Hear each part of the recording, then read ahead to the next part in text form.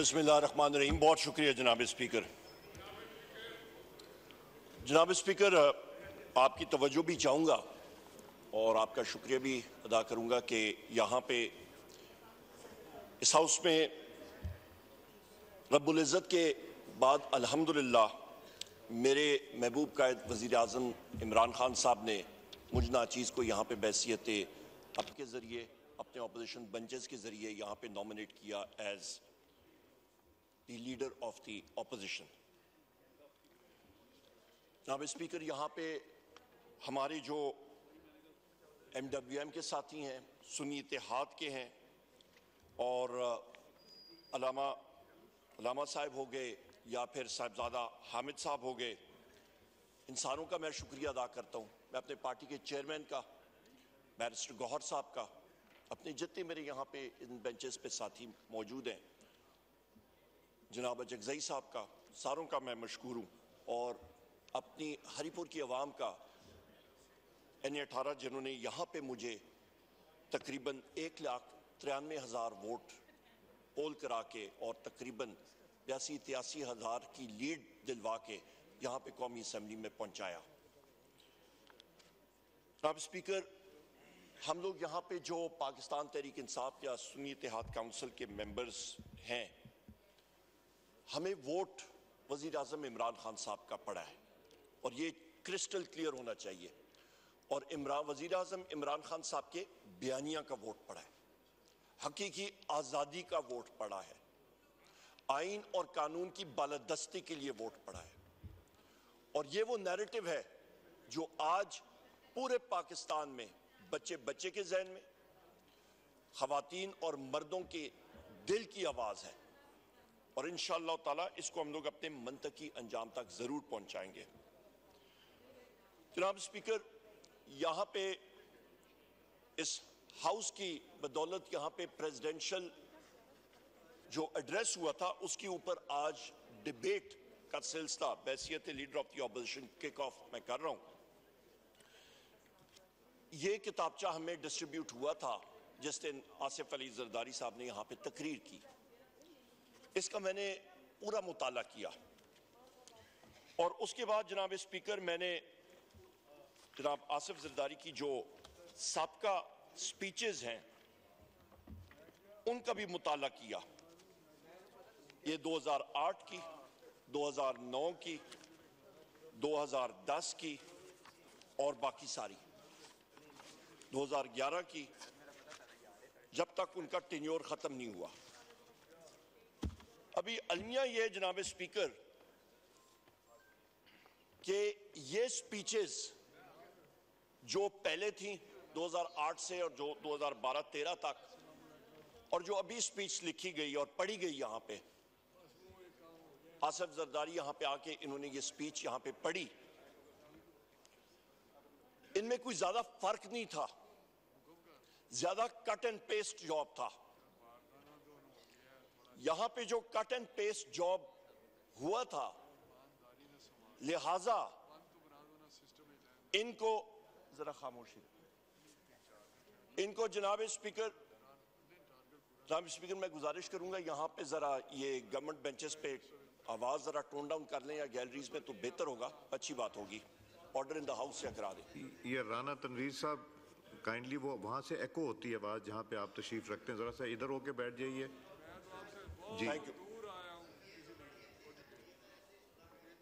बहुत शुक्रिया जनाब स्पीकर। नहीं, सब इसी तरह सुनेंगे, डोंट वरी, इंशाल्लाह जब गवर्नमेंट भी बहुत शुक्रिया जनाब speaker for imposing discipline in the house. जनाब स्पीकर, जिस तरह मैं कह रहा था कि ये कट एंड पेस्ट जॉब था और बजाय इसके कि एक प्रेसिडेंट के मनसब पे जो शख्स आता है वो कोई ना कोई चीज सामने रखेगा इस हुकूमत के लिए, बिलखसूस उस दौरानिया में जिस वक्त पाकिस्तान पीपल्स पार्टी जो है उसने रिफ्यूज किया हुआ है कि वो इनके साथ हुकूमत में है भी और नहीं भी, ये भी एक अलमिया है। सो लिहाजा बजाय कोई मुस्बत प्रोग्राम देने के इस स्पीच में तो कोई इस तरह की खास चीज नहीं थी जिसके ऊपर हम लोग जवाब दे सके। जहां तक उन्होंने कहा कि डेमोक्रेटिक इंस्टीट्यूशंस के बारे में सो यही वो अलमिया है जनाब स्पीकर जहां से मैं आगाज करूंगा कि पाकिस्तान में इस वक्त जिस चीज का फौकदान है वो है सही जमहूरियत। यहां पे जनाब स्पीकर मैं ये जरूर कहूंगा कि director general inter services public relations ने जो प्रेस कॉन्फ्रेंस की उसको मैं यहां से, मैंने प्रेस में भी बात की, सेमिनार में भी बात की, उसको हम इन टोटो रिजेक्ट करते हैं। जनाब स्पीकर आपसे मैं गुजारिश करूंगा कि आप oath of an officer article 244 इस आइन की किताब का पेज नंबर 203 जरा मेरे साथ पढ़िएगा और देखिएगा।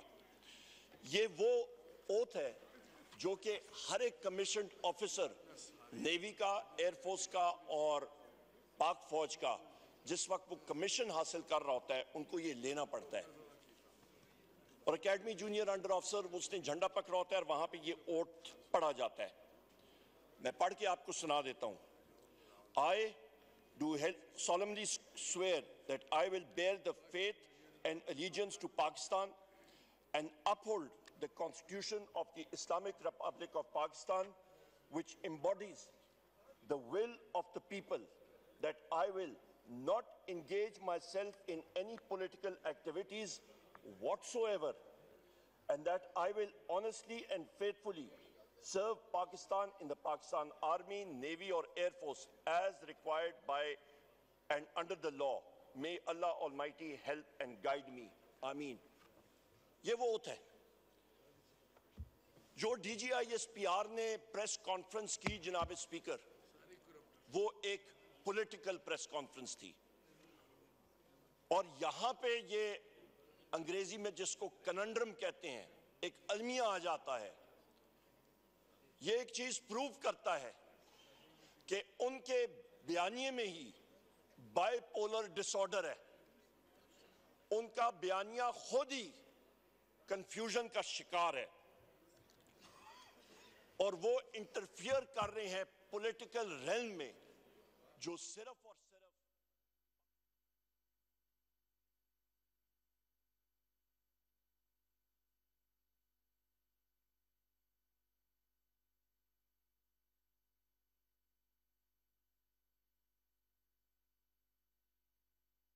आर्टिकल 7 की तरफ आइएगा।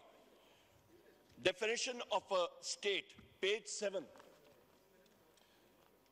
ये इसी कॉन्स्टिट्यूशन की किताब में है। In this part, unless the context otherwise requires, the state यानी कि रियासत means the federal government, Majlis Shura parliament जहां पे हम लोग खड़े हैं और senate, a provincial government, a provincial assembly and such local or other authorities in Pakistan as are by law empowered to impose any tax or cess। यानी कि जनाब स्पीकर, जो आइन इस पे जो रियासत की डेफिनेशन है वो इदारा है कौमी असेंबली, मरकजी हुकूमत, सूबाई हुकूमत, सूबाई असेंबलीज, टीएमए आपकी तहसील, म्यूनिसिपल एडमिनिस्ट्रेशन आपकी, या टाउन कमेटी जो आप पे टैक्स इंपोज कर सकती है वो रियासत है। पर जो सिक्योरिटी इदारे हैं जनाब स्पीकर, वो रियासत नहीं है, वो रियासत के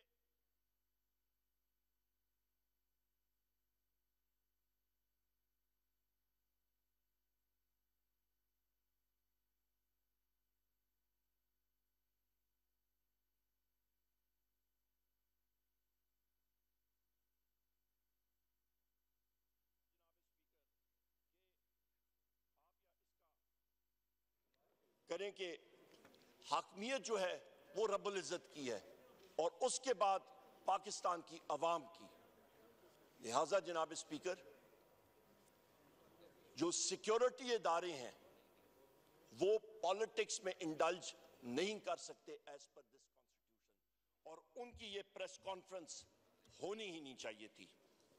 इसके साथ साथ जनाब स्पीकर, आपकी अटेंशन मैं पेज 7 पे फिर मबजूल कराना चाहता हूं कि वहीं पे आ जाएं कि आप पढ़ लें कि आर्टिकल 5 क्या कहता है। आर्टिकल 5 इसी आइन का कहता है, loyalty to the state is the basic duty of every citizen. लिहाजा स्टेट जिसकी डेफिनेशन मैंने आपके सामने रख दी, जिस पे सिक्योरिटी के इदारे नहीं है, वो पार्लियामेंट है, वो इलेक्टेड गवर्नमेंट्स हैं, वो तहसील म्यूनिसिपल एडमिनिस्ट्रेशन हो सकती है, उनकी तरफ लॉयल्टी जो है वो हर एक शख्स, चाहे वो मुसल्ला अफवाज का मेंबर हो या वो सिविलियन हो, वो लाजिम है। और मुसल्ला अफवाज में तो ये बाकायदा ओथ ली जाती है। सो लिहाजा जनाब स्पीकर, इस पे कोई इस चीज को, इस रेड लाइन को या क्रॉस करे तो next article, the famous article 6 उस पे नाफिज होता है जनाब स्पीकर, जो हाई ट्रीजन का होता है। सो लिहाजा यहां पे बड़ी क्लैरिटी होनी चाहिए।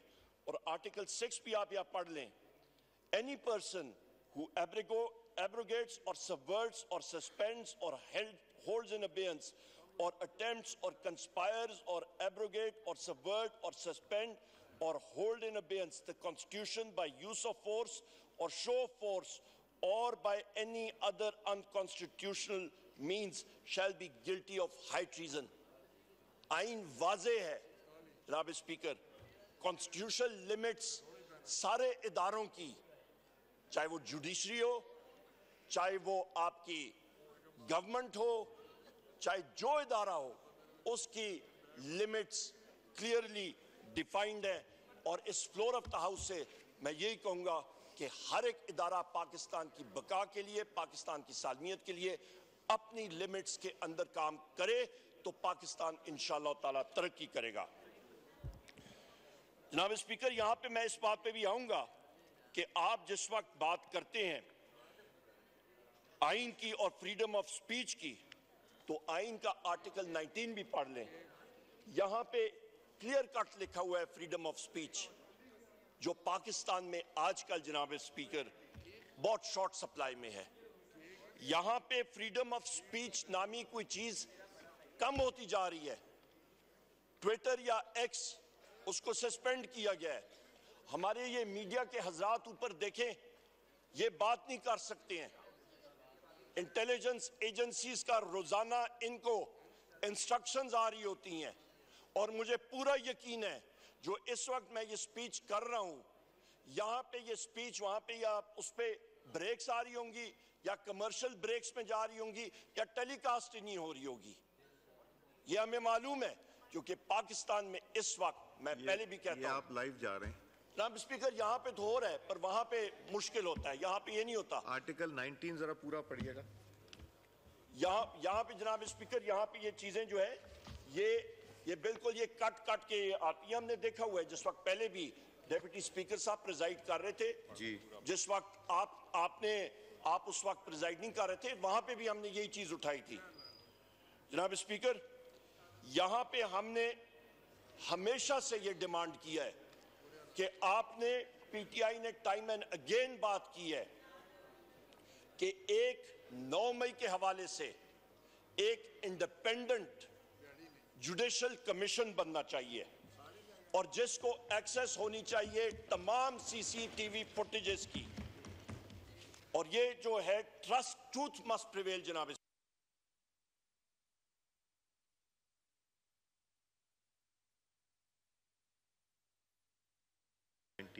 यहां पे जनाब स्पीकर DGISPR ने बात की कि प्रायर ईयर 19 पढ़ दूं पूरा जी?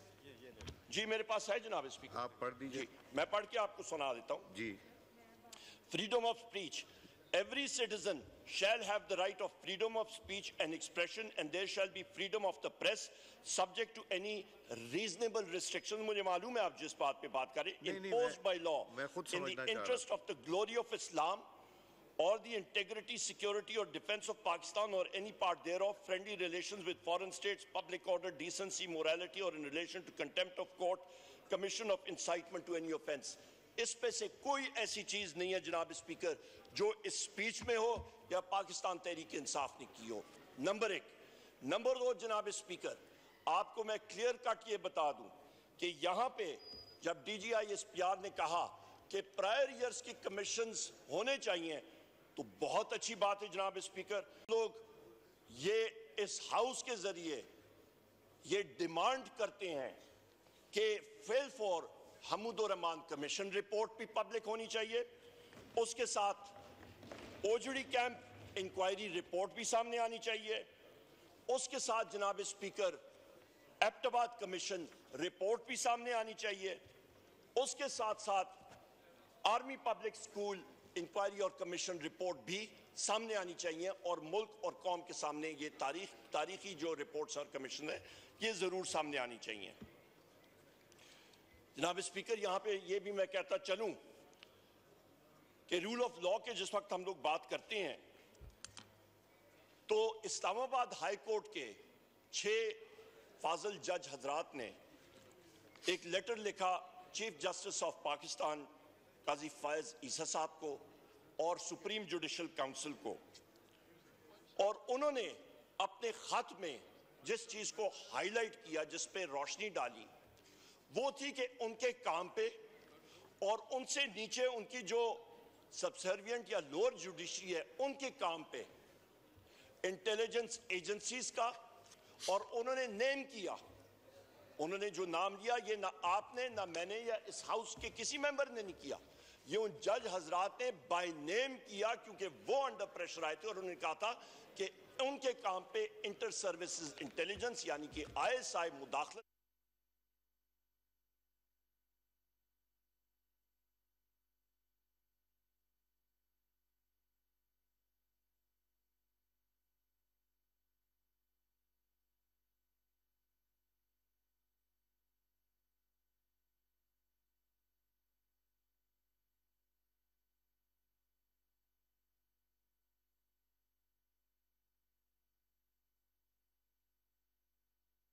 तहरीक इंसाफ के वजीर आजम इमरान खान साहब के, बुशरा बीबी के, मखदूम शाह महमूद कुरैशी साहब के, चौधरी परवेज इलाही साहब के, हमारे मिलिट्री कोर्ट्स के जो साथी हैं,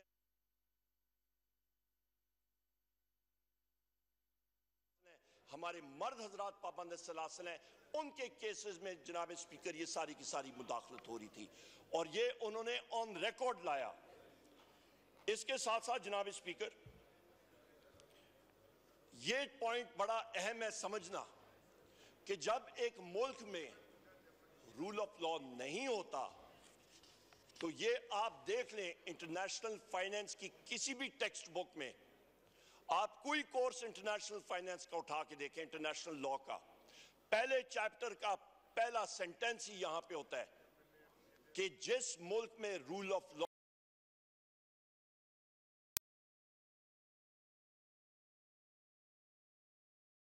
पे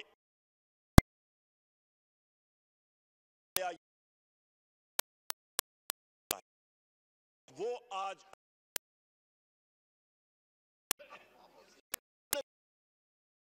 बाहर के मुल्क के साथ अहम चीज तो आर्बिट्रेशन क्लॉज में आप खुद बिजनेस कर चुके हैं और करते हैं जनाब स्पीकर, आपको मालूम है कि आर्बिट्रेशन क्लॉज में एक क्लॉज आता है कि आपने इन केस ऑफ डिस्प्यूट कि कोई तनाजा आता है तो कौन से मुल्क के आप कोर्ट में जाके आर्बिट्रेशन करेंगे, और जब वहां पे लिखा जाता है कि पाकिस्तान की अदालतों में तो मल्टीनेशनल कॉरपोरेशंस सलाम करके तो चली जाती हैं, वो कहते हैं हमें मंजूर ही नहीं, वो इंग्लैंड या न्यूयॉर्क या दुनिया के किसी और कोर्ट को मंजूर कर लेती हैं, पाकिस्तान को नहीं करती जनाब स्पीकर। उसकी वजह यह है कि आज जो हमारी अदलिया में खुलम खुला जो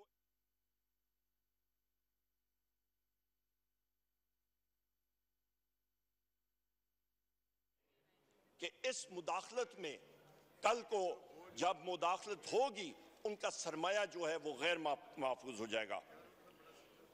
जनाब स्पीकर, यहां पे मैं ये भी कहता चलूं एक बहुत अहम बात कि आज एक नोटिफिकेशन भी निकला है यहीं से कि विमेन की रिजर्व सीट्स की जो खवातीन थी और जो माइनॉरिटीज के मेंबरान थे वो डी नोटिफाई हुए हैं, और ये पूरे पाकिस्तान में मुख्तलिफ असेंबलीज में हुआ है।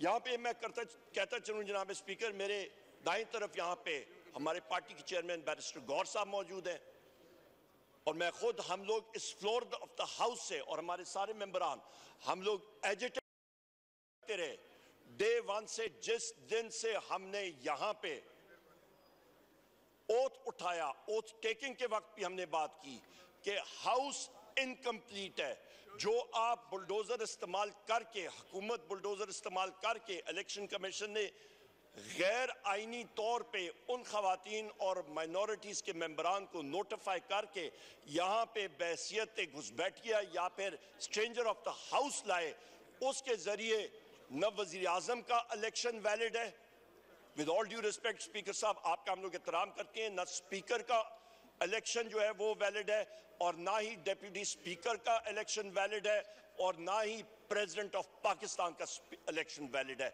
ये सारे के सारे इलेक्शंस इनवैलिड है। जनाब स्पीकर, हम लोग जी अपने टाइम पे सारी बातें कर लें जिन्होंने मर्जी है, पर यहां पे जनाब स्पीकर, यहां पे ये चीज क्लैरिटी होनी चाहिए। फिर जनाब स्पीकर, यहां पे बात आई कि 9 मई के हवाले से मटीरियल डैमेजेस के बारे में बात हुई, चलें उसके ऊपर भी बात करते हैं। तो जिस वक्त बेनजीर भुट्टो साहिबा का इंतकाल हुआ और जो बॉम्ब ब्लास्ट हुआ और शूटिंग अटेम्प्ट हुई, मेरी बात तो सुन ले भाई मेरी बात या कंप्लीट करें तो आप सुन लेंगे बात जी। भाई मेरी बात आप सुन ले तो आप पटेल साहब, नो क्रॉस टॉक। आप जब मेरी बात कंप्लीट होगी, जिस बॉम्ब ब्लास्ट की वजह से उनको शहीद किया गया था जनाब स्पीकर, उसका उस वक्त जनाब स्पीकर, मैं आपको ये बात क्लियर कर दूं कि जो पूरे मुल्क में वायलेंस हुई थी, उसकी आप या रकम आप या सामने लाएं जनाब स्पीकर, तो उसमें तकरीबन 27 दिसंबर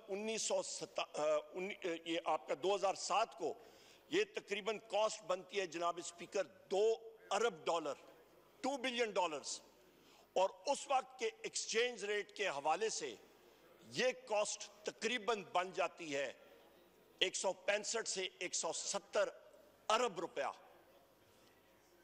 उसमें जनाब स्पीकर तकरीबन 63 railway station, 63 149 bogies, 29 locomotives, engines, train के इंजन्स, ये 2 दिन के अंदर ये तबाह बर्बाद हुए।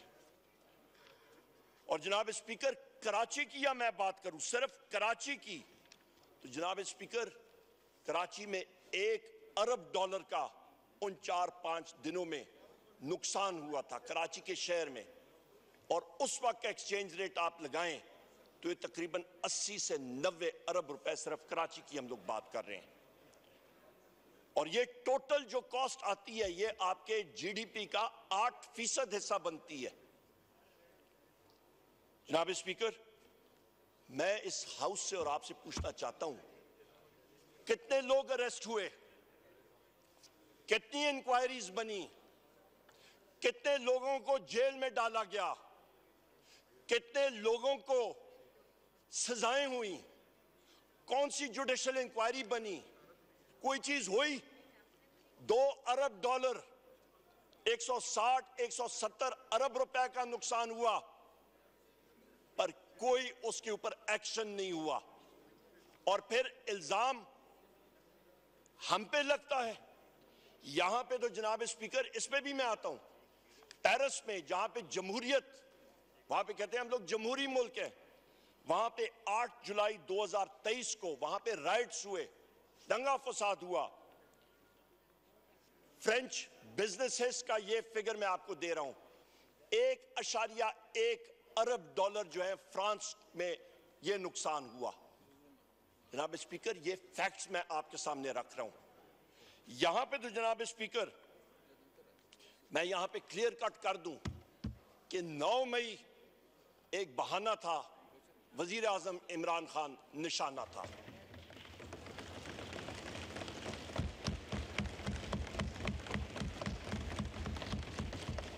यहां पे जनाब स्पीकर ये एक प्री प्लान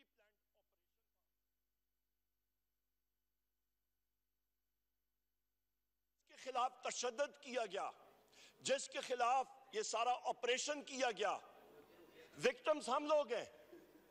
यहां पे तो ब्लेम द विक्टिम की बात आ जाती है। सेक्रेटरी इंटीरियर को बुलाया गया और उससे पूछा गया, जुडिशियल कॉम्प्लेक्स में सीसीटीवी कैमरास गायब हो गए, उससे पूछा गया, एविडेंस मुख्तलिफ जगहों का गायब हो गया। इंटीरियर कहता है मुझे तो पता ही नहीं। जनाब स्पीकर, ये एविडेंसेस कौन उठा के लेके जा रहा है?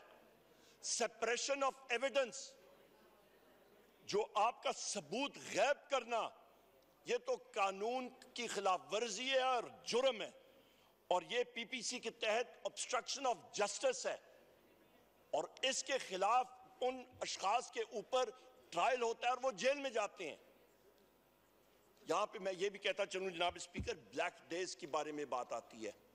अभी आप तारीख का जरा मुताला कर लें। 11 मार्च 1971 इस दिन उस वक्त के सदर जनाब जनरल याहिया साहब जाके मिले शेख मुजीबुर रहमान साहब से, और इसलिए मिले कि कौमी असेंबली की सेशन का डेट फिक्स करने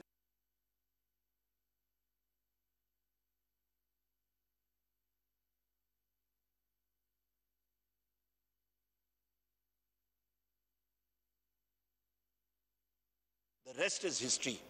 उसका फिर उस सानिया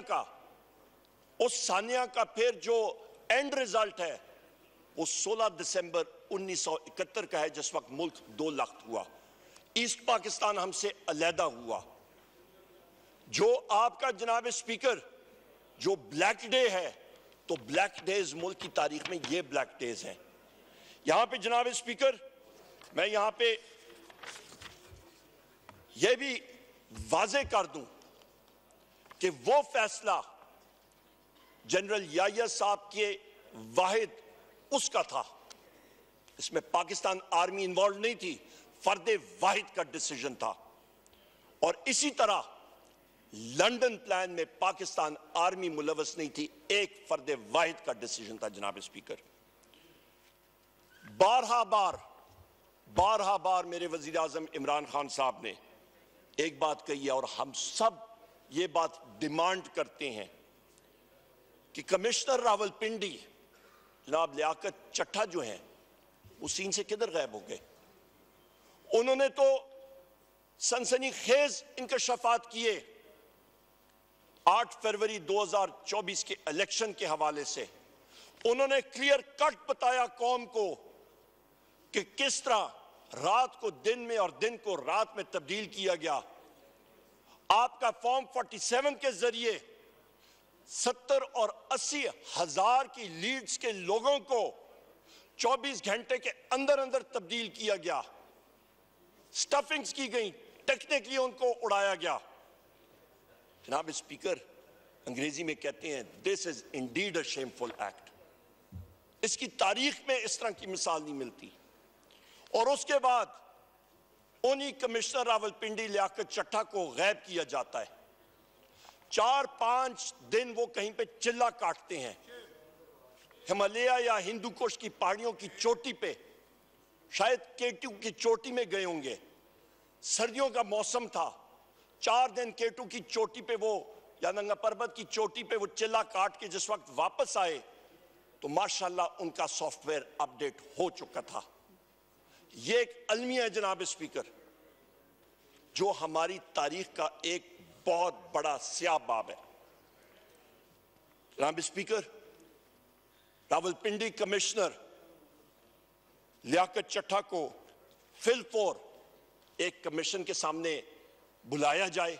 एक इंडिपेंडेंट कमीशन आपके 8 फरवरी के इलेक्शन के ऊपर जुडिशियल कमीशन बनना चाहिए, और दूध का दूध और पानी का पानी होना चाहिए, जिसकी वजह से यहां पे 94 नहीं इंशाअल्लाह ताला 180 मेंबरान पाकिस्तान तहरीक इंसाफ के होंगे।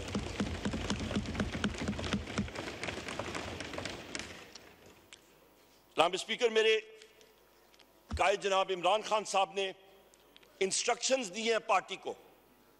हम लोग 3 रिट्स करेंगे कोर्ट्स में कि नंबर 1, जो सीसीटीवी फुटेज है, चाहे वो कोर कमांडर हाउस हो, चाहे वो किसी भी इंस्टॉलेशन पे हो, वो सीसीटीवी फुटेज सामने आनी चाहिए 9 मई 2023 की, नंबर 1। और जनाब स्पीकर, इसके साथ साथ मैं ये भी कहता चलूं कि सीसीटीवी फुटेज आपकी 18 मार्च 2023 को जुडिशल कॉम्प्लेक्स की भी सीसीटीवी फुटेज आज गायब है, उस दिन की गायब है, और वो भी पूरा आंखों देखा हाल मैं आपके सामने पेश करूंगा। यहां पे जनाब स्पीकर 9 मई को शहादतें या किसी की हुई, वो हमारे नौजवानों पे गोलियां बरसी और वो शहीद हुए, और उनके नाम एक बार फिर मैंने पहले भी इस हाउस के सामने पेश किए, मैं फिर पढ़ के सुनाता हूं।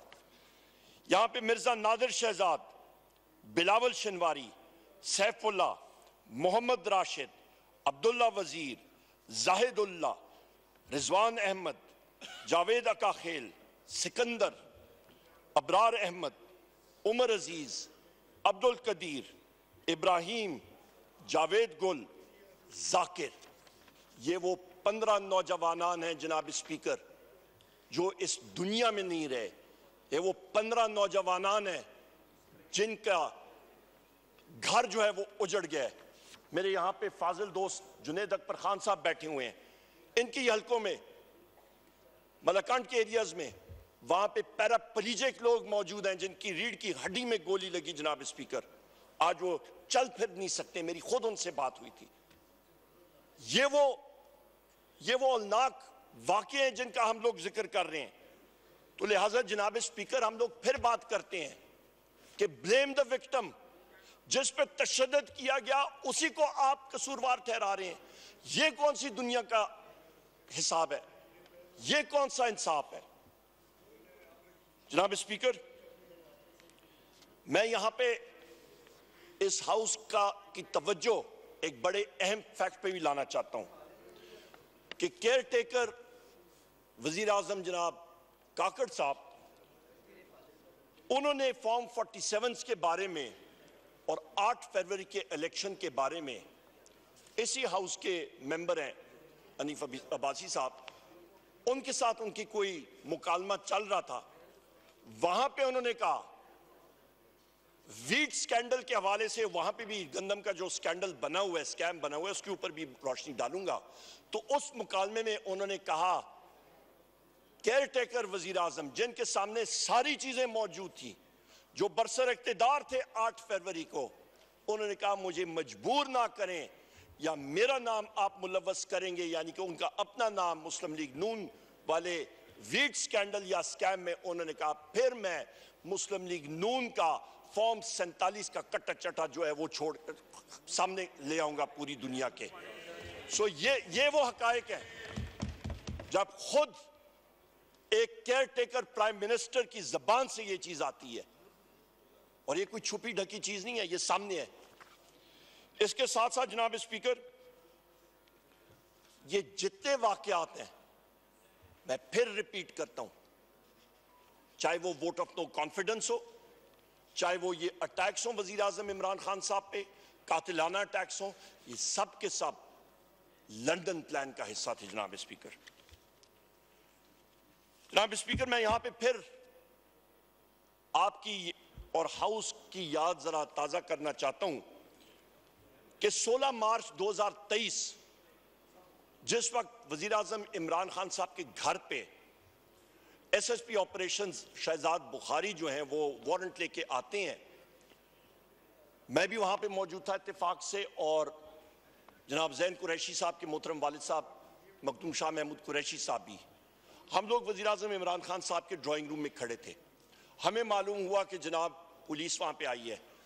वजीर आजम इमरान खान साहब ने कहा मैं जाके अपना बैग उठा के लाता हूं कि ये मुझे अरेस्ट करने जा रहे हैं और मैं जा रहा हूं। क्लैरिटी ऑफ थॉट, आए बाएं से इन्होंने कहा मैं बैग उठाता हूं आता हूं। इस इतने में मखदूम साहब और मैं, हम लोग बाहर गए, प्रेस कॉन्फ्रेंस की, और वहां पे हम लोग आगे गए एसएसपी ऑपरेशंस शहजाद बुखारी से बात करने के लिए। वो शख्स के बात नहीं कर रहा था, उन्होंने कहा जी मैं यहां से आगे नहीं आऊंगा, आप इमरान खान साहब को बाहर भेजा। मैंने कहा बिल्कुल ठीक है जनाब स्पीकर। हम लोग अंदर गए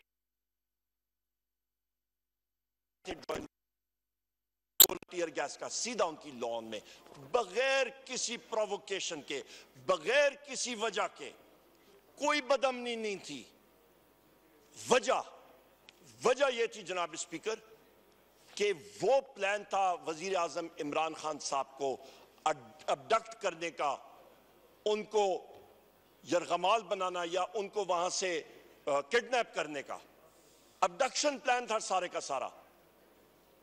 उसके बाद जनाब स्पीकर वजीर आजम इमरान खान साहब के घर में अगले दिनों में पुलिस अंदर आती है। वजीर आजम साहब घर में नहीं है, वो जेल में है, और उनके घर में उनके बेडरूम का दरवाजा तोड़ती है। उनकी बापर्दा एहलिया जो है वहां पे है, और उन्होंने जो तोड़ फोड़ की वहां पे, वो प्रेस में आपको याद होगा वो फोटोग्राफ्स, उनके बच्चों के फोटोग्राफ्स। जो चीज इंसान को जो यादें होती हैं जनाब स्पीकर, फोटोग्राफ्स वो चीज होती है। ये मटीरियलिस्टिक चीजें कोई मानी नहीं रखती। वो यादें जो होती हैं औलाद की, फैमिली की, वो सबसे अहम होती हैं। सारा कुछ तोड़ फोड़ हो गया, चोरी कर ली पुलिस ने। पंजाब पुलिस तो इस वक्त जनाब स्पीकर जो इस वक्त का आईजी है, जिसको मैं टाउट कहता हूं मुस्लिम लीग नून की गवर्नमेंट का, उसका एक ही काम है, सबसे इनडिसिप्लिन्ड फोर्स आज डॉक्टर उस्मान के नीचे एक पंजाब पुलिस की इनडिसिप्लिन्ड फोर्स आज ऑपरेट कर रही है, जो एक दहशतगर्द फोर्स बन चुकी है, अनट्रेन्ड और दहशतगर्द फोर्स जनाब स्पीकर। मैं ये आईजी पंजाब के नाम के साथ जो आपने लफ्ज इस्तेमाल किया वो एक्सपंज कर रहा हूँ। वो टाउट नहीं है जनाब स्पीकर, वो फिर क्या है? नहीं, ये मुनासिब नहीं है। चले, जो आदमी अपने आप को डिफेंड नहीं कर सकता हाउस में आके, वो ऐसे चले जनाब जी। टाउट नहीं है। कोई और लफ्ज फिर अली मोहम्मद खान आप सोच लें कोई और अच्छा सा। गुलू भट्ट ठीक है जनाब स्पीकर। जनाब स्पीकर यहां पे मैं फिर जुडिशल कॉम्प्लेक्स के हवाले से बात करता हूं। जनाब स्पीकर मुश्ताक साहब हंस रहे, वो कहते हैं जी अभी इसको एक्सपंज कराया, कोई और आ जाएगा लफ्ज। ठीक है जनाब स्पीकर, यहां पे मैं आपको जनाब स्पीकर याद कराता हूं 18 मार्च 2023 को ही उस जुडिशल कॉम्प्लेक्स श्रीनगर हाईवे से जब आप G11 की तरफ मुड़ते हैं, सबसे आगे मेरी गाड़ी थी और मैं इंतजार कर रहा था। वजीर आजम इमरान खान साहब की गाड़ी मुझसे 150 मीटर पीछे थी और हम लोग वो कंटेनर्स के साथ थे और हमने कहा जी उनकी गाड़ी हम लोग अंदर की तरफ करेंगे कि जुडिशल कॉम्प्लेक्स में बाहिफाजत चले जाएं। बगैर किसी वजह के इस्लामाबाद के पुलिस के लोगों ने ऊपर से पहले पथराव शुरू किया, जिस तरह के टोटली अनडिसिप्लिन्ड एक फोर्स होती है। पथराव, कोई वजह नहीं थी, उनकी गाड़ी 150 मीटर पीछे थी। और उसके बाद जनाब स्पीकर स्ट्रेट फायरिंग करके टीयर गैस शेलिंग। जब वहां पे वजीर आजम इमरान खान साहब की गाड़ी उस टर्निंग पे भी, उस मोड़ पे भी आई, तो वहां पे टीयर गैस शेलिंग के बादल थे। उनको बड़ी मुश्किल से हम लोग आके लेके जा रहे थे। हमारा मकसद था कि वो जाके जज साहब के सामने पेश हो जाएं, उनकी हाजिरी लगे। मकसद कुछ और था। वहां पे असैसिनेशन अटेम्प्ट, वजीर आजम इमरान खान की जान को खतरा था, उनको खुदा न खास्ता कत्ल करने का मंसूबा बना हुआ था और वो ऑपरेशनलाइज होने वाला था। हमें घंटा लगा वो तकरीबन 500 मीटर कवर करने में, घंटा। बड़ी मुश्किल से आगे गए। उस जीप के बोनेट पे मैं खड़ा था, मेरे लेफ्ट साइड पे मुराद सईद और उनके साथ जुल्फी बुखारी, और हम लोग उनको कह रहे हैं कि गेट खोलें। गाड़ी का मुंह जो है, अगले 2 टायर वो रैंप के ऊपर आए तो बैरिस्टर गौर साहब ये मौजूद है, ये सीधा वहां से आए और इनके साथ साथ शिबली फराज साहब जो लीडर ऑफ द सेनेट हैं, of the opposition in the senate, ये 2 अशखास आए और इन्होंने बोनेट पे हाथ मारा। उन्होंने कहा जी निकलें, ये असैसिनेशन अटेम्प्ट का ट्रैप है, निकलें इधर से। और जो उसके बाद जनाब स्पीकर वहां पे 4थी मंजिल से जो पथराव और टीयर गैस शेलिंग का समा था, आप सोच नहीं सकते हैं। जो लाठीचार्ज वहां पे शुरू हो गई बगैर किसी वजह के, वो गेट बंद करना चाह रहे थे, ट्रैप करना चाह रहे थे। बड़ी मुश्किल से हम लोग उधर से निकले और फिर जब आगे गए तो बैरिस्टर गौर साहब इस चीज ये शिबली फराज साहब ने वो पेपर जहां पे जज ने कहा जी ये जाके उनकी हाजिरी आप साइन करा लें, पतला सा पेपर होता है कोर्ट का, वो लेके गए। और आपको जगजई साहब आप हैरान हो जाएंगे, जब वो पुलिस ऑफिसर, उनका नाम मैं भूल रहा हूं, वो जब गए बैरिस्टर गौर साहब ने साइन कराया, उन्होंने साइन कराया, तो जिस वक्त जज साहब की फाइल में उस पेपर ने जाना था, उस पुलिस ऑफिसर को डोज मिली खलाई मखलूक की तरफ से, समझ लें एजेंसीज की तरफ से, समझ लें पाकिस्तान में 5 एजेंसीज ऑपरेट कर रही हैं,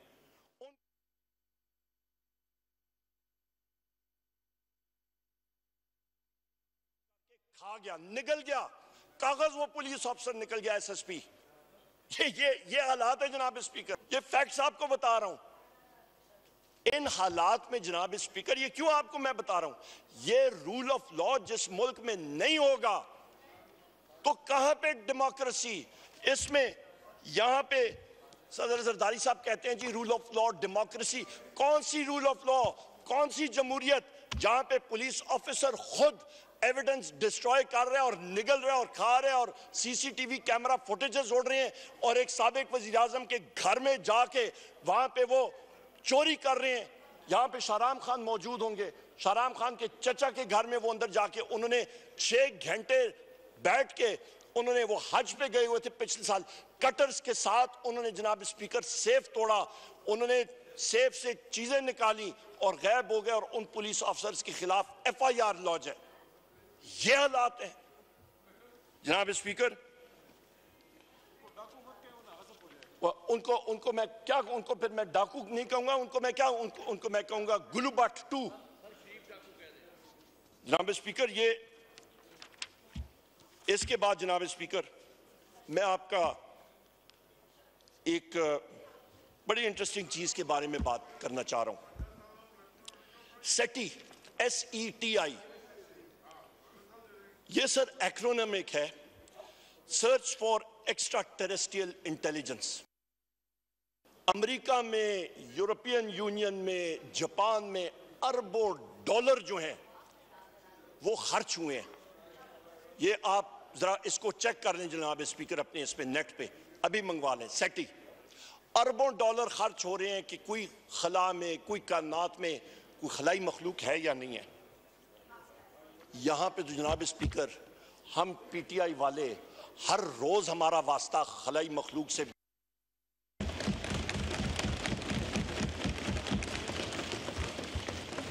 मसला एक है, वहां पे दुनिया में वो खलाई मखलूक को देखते हैं, उनकी उड़न तश्तरियों के खोज में लगे हुए हैं। हमारी खलाई मखलूक जनाब स्पीकर विकेट डालों में आती है, ये मसला है, और रात को टेंटेड ग्लास में आती है, नंबर प्लेट कुछ होता है, और बंदों को उठा के ले जाते हैं, और फिर जो तशद्दुद होता है आप सोच नहीं सकते हैं जनाब स्पीकर।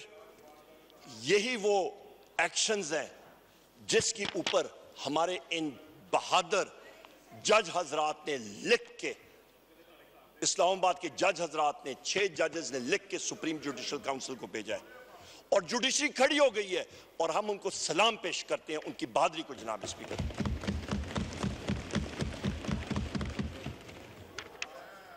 जनाब स्पीकर, यहां पे ये भी मैं कहता चलूं कि इन एक्शंस ने, इन हरकत ने पाकिस्तान की मईशत को कोई 1 साल या 2 साल या 3 साल के लिए नहीं खराब किया, ये डेकेड्स तक इसका इंपैक्ट पड़ेगा, ना तलाफी नुकसान। यहां पे जनाब स्पीकर मैं फिर बात करूंगा कि जहां पे मौलाना फजलुर रहमान साहब के मेंबर्स यहां पे मौजूद हैं, मौलाना फजलुर रहमान साहब ने भी इन लंदन प्लान्स के एक्टर्स का नाम जो है वो खुद उन्होंने इसका एतराफ किया है। यहां पे इनके ख्वाजा आसिफ ने अपने एक इंटरव्यू में कहा और बताया कि मार्च 2019 में उनकी गुफ्तगू शनीद जनरल बाजवा साहब के साथ शुरू थी। वो तो बीच में कोविड आ गया और वो चीज डिले हो गई और ताखीर में चली गई, वरना टारगेट वजीर आजम, हदफ वजीर आजम इमरान खान साहब की हुकूमत और खुद वजीर आजम इमरान खान साहब थे। और वजीर आजम इमरान खान साहब क्यों टारगेट बने हुए थे?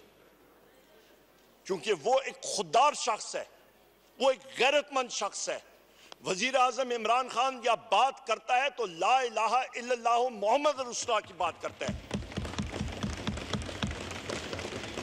वजीर आजम इमरान खान या बात करता है वो इय्याका नअबुदु व इय्याका नस्तईन की बात करता है। वजीर आजम इमरान खान या बात करता है जनाब स्पीकर तो वो खौफ के बुत तोड़ने की बात करता है। और हम लोग यहाँ पे जितने लोग हैं, हमने खौफ के बुत तोड़ के यहाँ पे आए हैं। यहाँ पे पीटीआई के लोग जो हम लोग यहाँ पे आए हैं जनाब स्पीकर, हम लोग कुंदन बन के एक आग का दरिया अबूर करके आए हैं। और हम लोग इंशाअल्लाह ताला जमहूरियत के लिए और आइन और कानून के लिए आखिरी दम तक हम लोग कोशिश रहेंगे जनाब स्पीकर।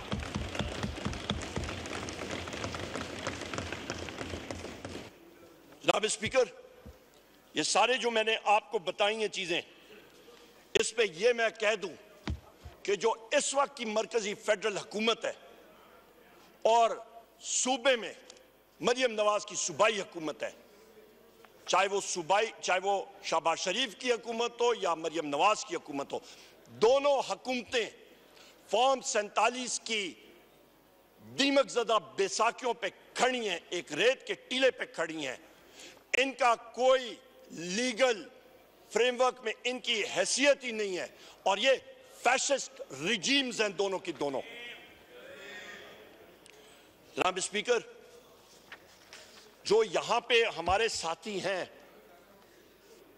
इनको इन्फोर्स डिसअपियर्ड किया गया। बहुत सारे लोग कई दिन का चिल्ला काट के आए, जेलों में डाला गया।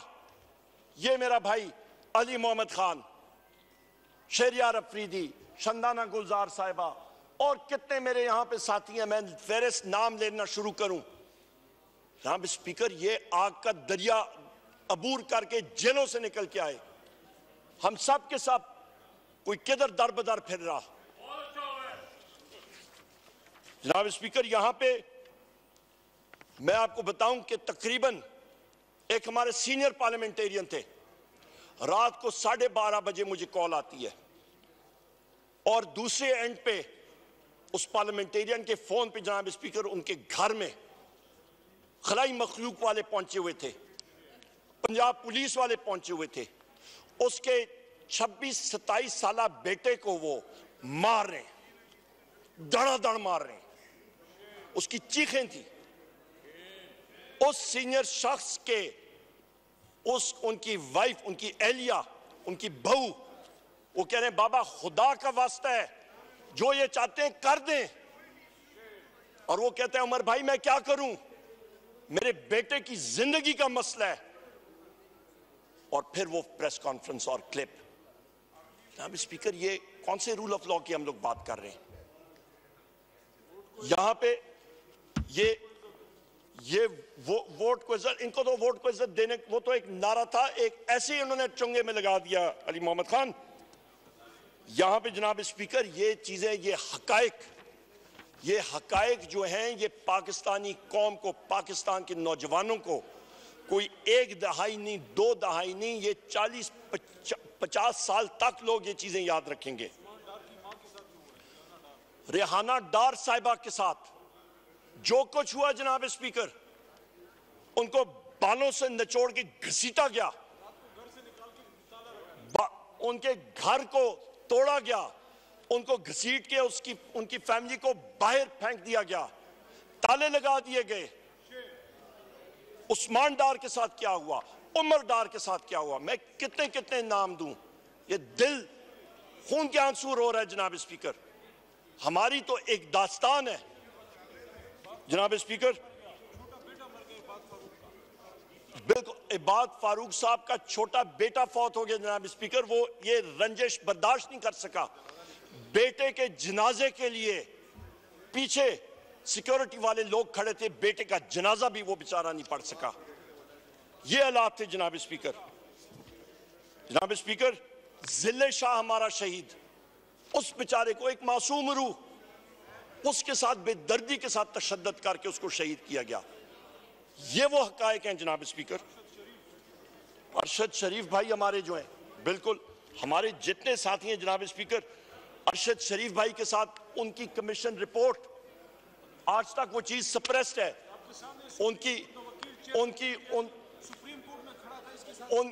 उनके साथ, उनके अरशद शरीफ के साथ जनाब स्पीकर, उनका खानदान आज भी जो है वो दर बदर फैल रहे हैं।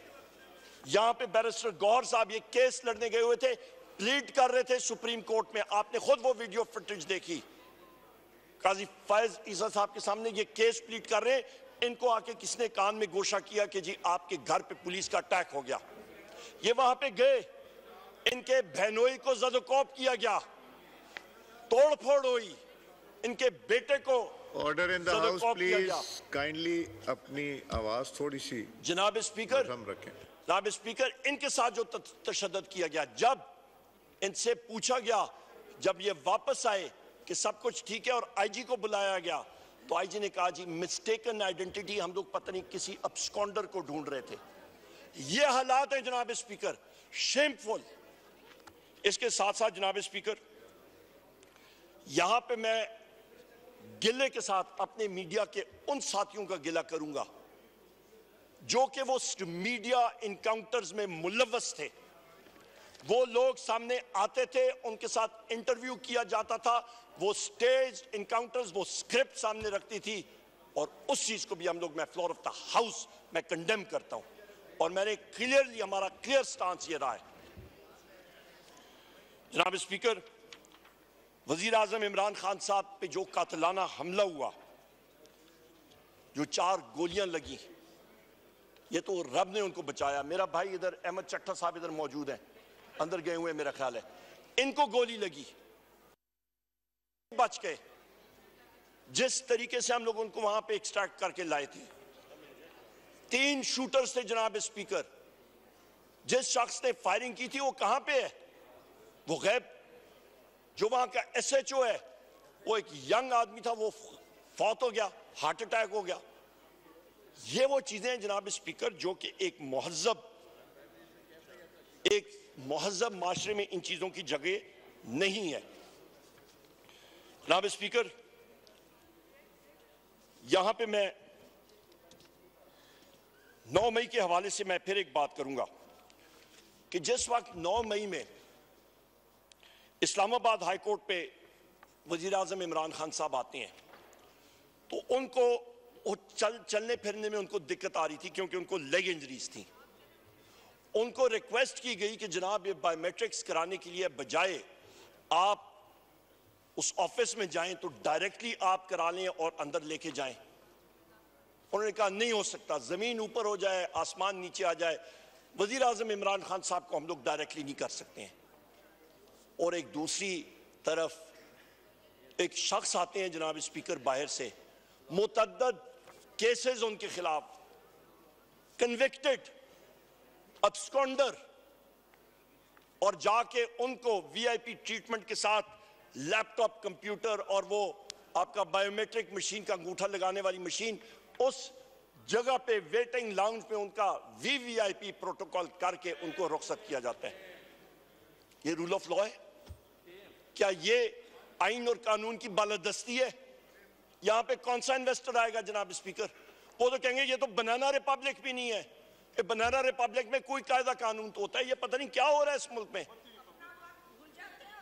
जनाब स्पीकर, यहां पे फिर आप आते हैं, वजीर आजम साहब वहां पे बैठे हैं और रेंजर्स और नैब जो है वो धावा बोलती है, और ये मेरे भाई बैरिस्टर गौहर साहब वहां पे वीडियो बना रहे हैं, नईम पंजोता साहब वहां पे बैठे हुए हैं, वो वीडियोस बना रहे हैं उस जगह से।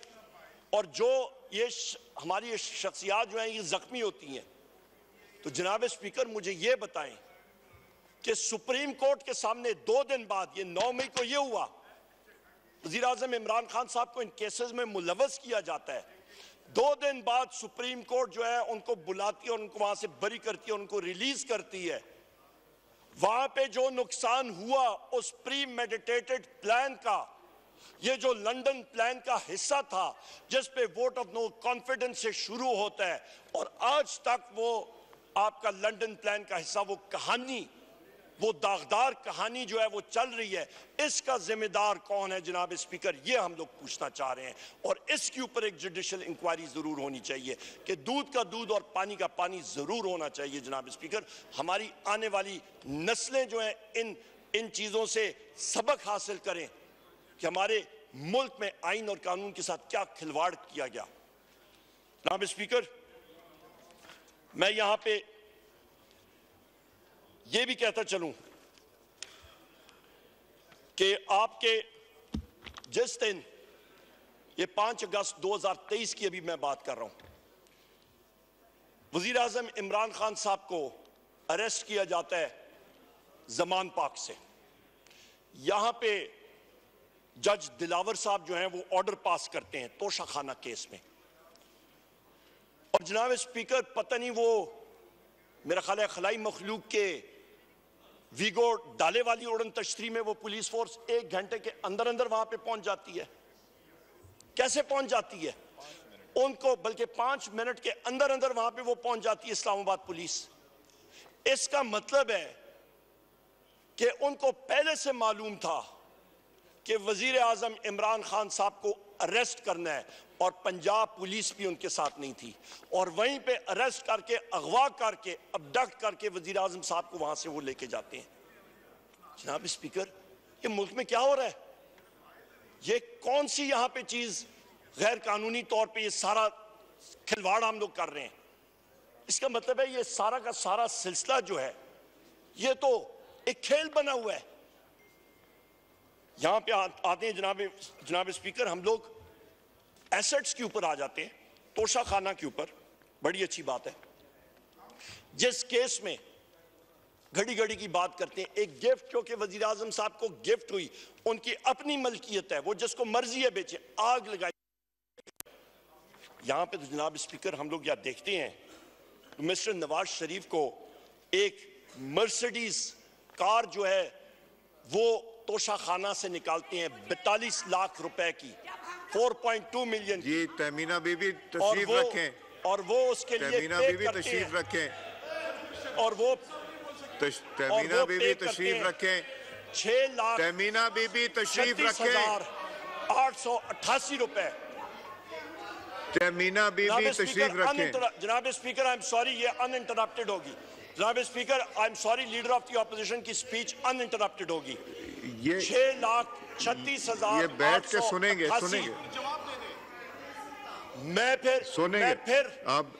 मैं फिर बात करता हूं जनाब स्पीकर। नवाज शरीफ ने 6,36,888 रुपए अदा करके गैर कानूनी तौर पे मर्सिडीज बेंज को हड़प कर लिया। एक प्याजे घड़ी 10,05,000 रुपए की ली, डेलेकोर वॉच घड़ी 32 लाख रुपए की ली, एक चुपार्ड वॉच वो गायब हो गई, कई सोने की और आपके पर्ल के नेकलेसेस जो हैं वहां से लिए गए, डायमंड्स के कफलिंग्स जो हैं वो लिए गए, अंगूठियां सोने की ली गई तोशा खाने से। और जनाबे वाला ये रिकॉर्ड का हिस्सा है, आप तोशा खाना का रिकॉर्ड मंगवा लें, मैं एग्जैक्ट डेट आपको बताता हूं।